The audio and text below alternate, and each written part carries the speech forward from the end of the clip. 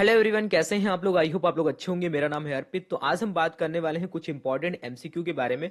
Food licensing और registration से related होंगे, जो कि इसके पहले वाले कुछ वीडियोस में हमने बात करी कि रेगुलेशंस क्या होते हैं। उसके बाद में हमने देखा कि फूड लाइसेंसिंग क्या होता है।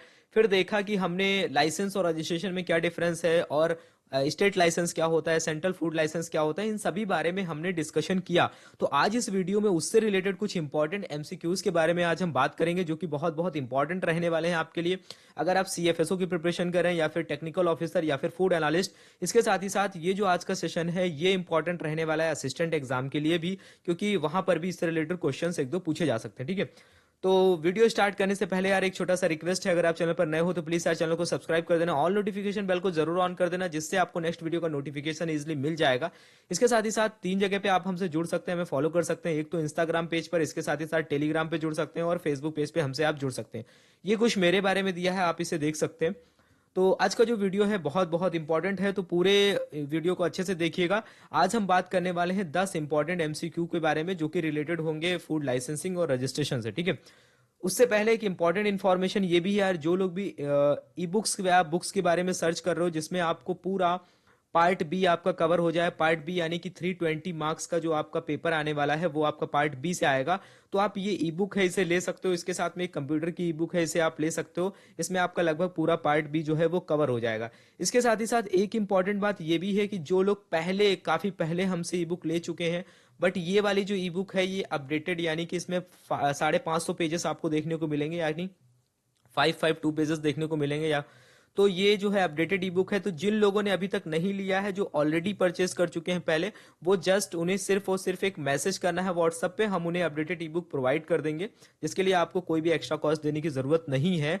और जो लोग मतलब अभी तक जिन्होंने नहीं लिया है वो लोग ले सकते हैं। ठीक है, तो ये आपका 320 मार्क्स जो है वो आपका पार्ट बी से कवर हो जाता है। ठीक है, तो चलिए चलते हैं अपने एमसीक्यू पे। तो आज का जो पहला क्वेश्चन है, इंपॉर्टेंट क्वेश्चंस की अगर बात करें, तो जो पहला क्वेश्चन है वो है, according to food safety and standard act 2006 which section have the provision for licensing and registration of food businesses. ठीक है, तो क्वेश्चन में क्या पूछ रहा है, क्वेश्चन में ये पूछ रहा है कि जो food safety and standard act 2006 है, उसके किस सेक्शन में licensing and registration of food businesses के बारे में बात करी गई है, तो उसके बारे में आपको बताना है। तो यहां पर ऑप्शंस दिए गए हैं आपका, section number 91, section number 34 and section number 31 and section number 29। तो यहां पर अगर आपने सारे सेक्शंस को एक बार पढ़ा होगा तो आई होप आप उसको रिकॉल कर पा रहे होंगे। तो जो इसका जो राइट आंसर है वो होगा ऑप्शन नंबर सी, यानी कि सेक्शन नंबर 31। तो सेक्शन नंबर 31 जो है वो licensing and registration of food businesses के बारे में बताता है। तो ये आपको याद रखना है, क्योंकि जहां पर भी लाइसेंसिंग और रजिस्ट्रेशन के बारे में बात होती है तो इस सेक्शन के बारे में आपको याद रखना है। ठीक है, आई होप आपको ये क्वेश्चन क्लियर हो गया होगा। उसके बाद में हमारे सामने है क्वेश्चन नंबर 2। क्वेश्चन नंबर 2 में पूछ रहा है कि the food safety and standard act 2006 under section dash provides that the food authority may, with the previous approval of central government and after previous publication by notification, make regulation consistent with this act।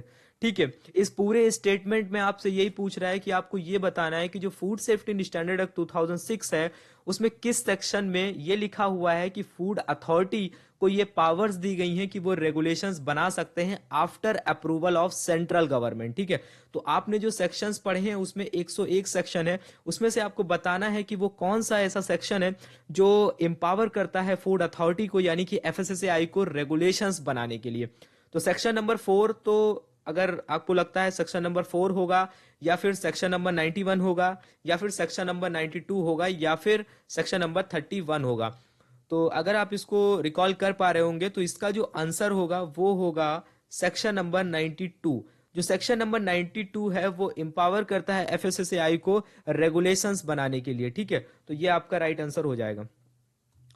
उसके बाद में question number 3 पे चलते हैं। तो question number 3 जो है उसमें ये पूछ रहा है, the food safety and standard act 2006 under section dash empowers the central government to make rules by notification in official gazette for carrying out the provision of the FSS Act। ठीक है, इस क्वेश्चन में भी same वही तरीके से पूछ रहा है। वहां पर जो हमने बात करी थी ये पूछ रहा था कि एफएसएसएआई को जो एम्पावर किया गया है वो किस सेक्शन में किया गया है, लेकिन यहां पर जो आपसे पूछ रहा है, ये पूछ रहा है empower the central government to make rules, यानी कि सेंट्रल गवर्नमेंट को जो पावर्स मिली है रूल्स बनाने के लिए, वो किस सेक्शन में दी गई हैं food safety and standard act के। तो यहां पर जो ऑप्शंस दिए गए हैं, section number 91, section number 92 and section number 90 and none of the above.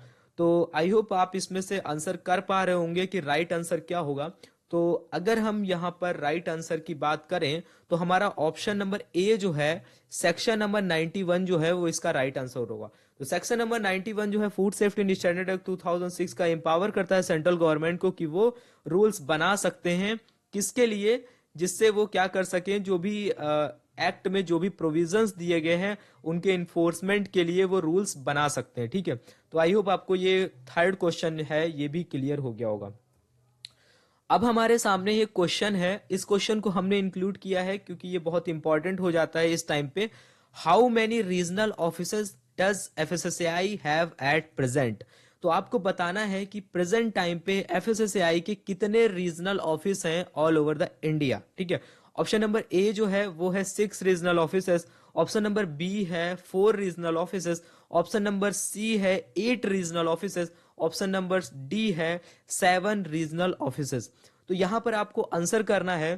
तो अगर आपको लग रहा है कि ऑप्शन ए सही होगा 6 रीजनल ऑफिसर्स, तो ये ऑप्शन नंबर ए भी गलत है। अगर आपको लग रहा है कि सी वाला सही होगा ऑप्शन 8 रीजनल ऑफिसर्स, तो ये भी गलत है। अगर आपको लग रहा है कि डी वाला सही होगा 7 रीजनल ऑफिसर्स, तो ये भी गलत होगा। तो राइट आंसर की अगर बात करें तो प्रेजेंट टाइम पे एफएसएसएआई के पास में 4 रीजनल ऑफिसर्स हैं। देखो इसके बारे में एक इंपॉर्टेंट बात ये भी है कि जो हमारी ई बुक है उसमें जब आप पढ़ेंगे तो उसमें 6 रीजनल ऑफिस दिए गए हैं, क्योंकि 6 रीजनल ऑफिसर्स हैं भी।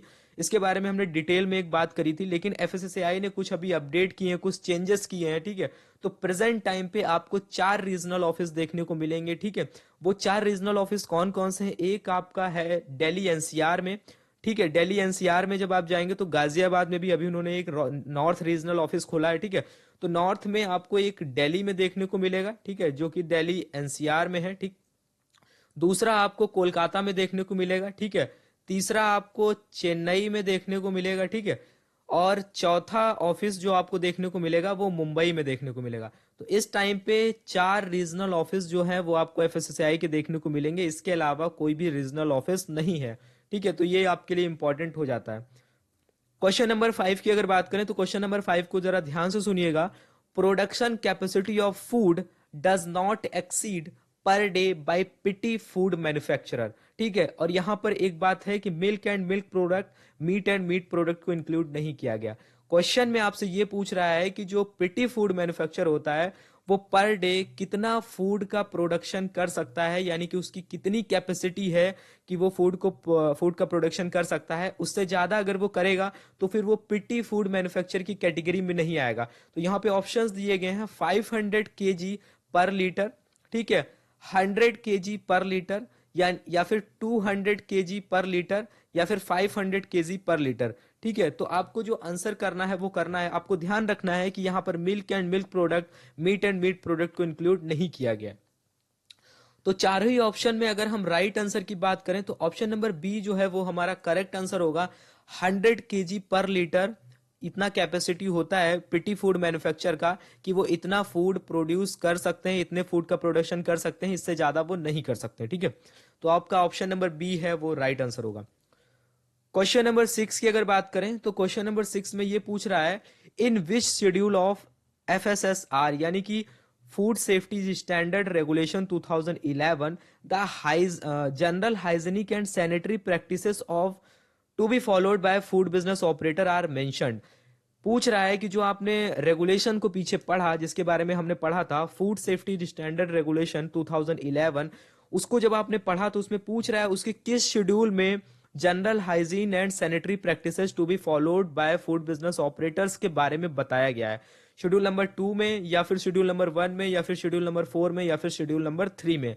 तो यहां पर अगर हम अपने राइट आंसर की बात करें तो जो हमारा ऑप्शन नंबर सी है, यानी कि शेड्यूल नंबर 4 हमारा राइट आंसर होगा, जिसमें general hygienic and sanitary practices to be followed by food business operators के बारे में मेंशन किया गया।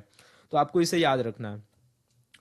अब हम आते हैं अपने क्वेश्चन नंबर 8 पे। क्वेश्चन नंबर 8 में पूछ रहा है if the annual turnover of food business operator is more than 12 lakh and less than 20 crore, then which license will he have to take? कहने का मतलब सिंपल यही है कि अगर कोई फूड बिजनेस ऑपरेटर है, उसका जो टर्नओवर है वो 12 लाख से 20 करोड़ के बीच में है पर एनम, तो उसको कौन सा लाइसेंस लेना पड़ेगा? पहला है स्टेट लाइसेंस लेना पड़ेगा, या फिर बेसिक रजिस्ट्रेशन कराना पड़ेगा, या फिर सेंट्रल लाइसेंस लेना पड़ेगा, या फिर नन ऑफ द अबव। तो यहां पर अगर अपने राइट आंसर की बात करें तो उसे लेना पड़ेगा स्टेट लाइसेंस।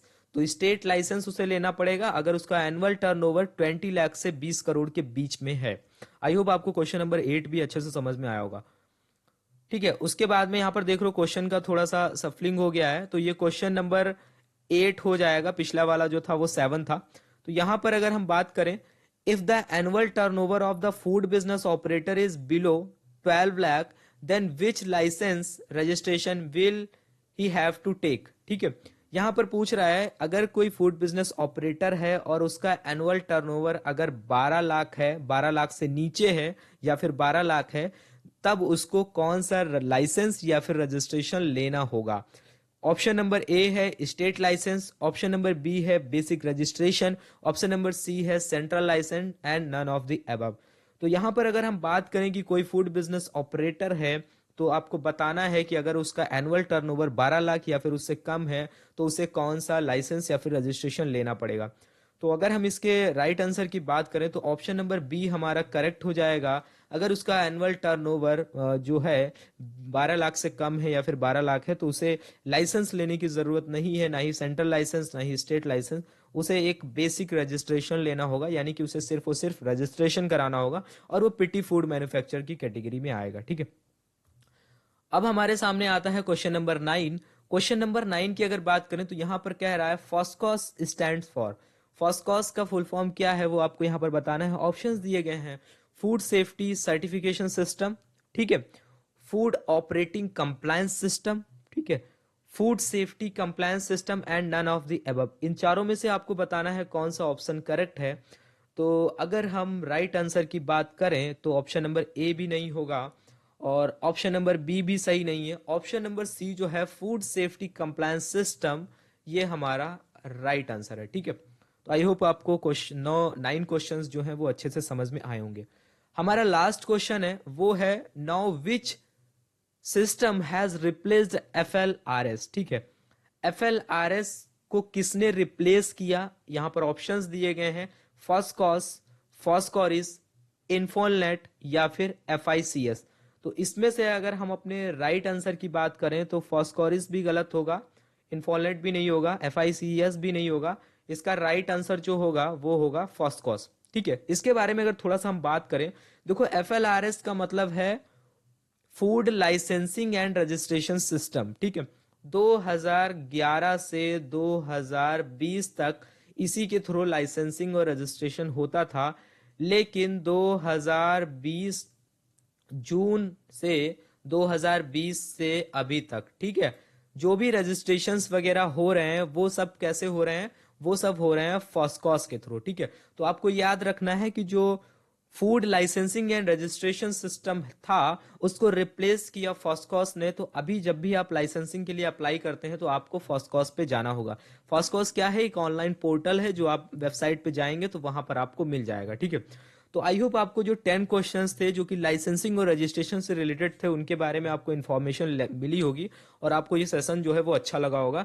ठीक है, कमेंट करके बताना। अगर आपको कोई डाउट हो तो भी आप कमेंट करके पूछ सकते हो, और वीडियो अच्छा लगा हो तो प्लीज़ वीडियो को लाइक करना। और तब तक के लिए thank you, have a nice day. मिलते हैं नेक्स्ट वीडियो में।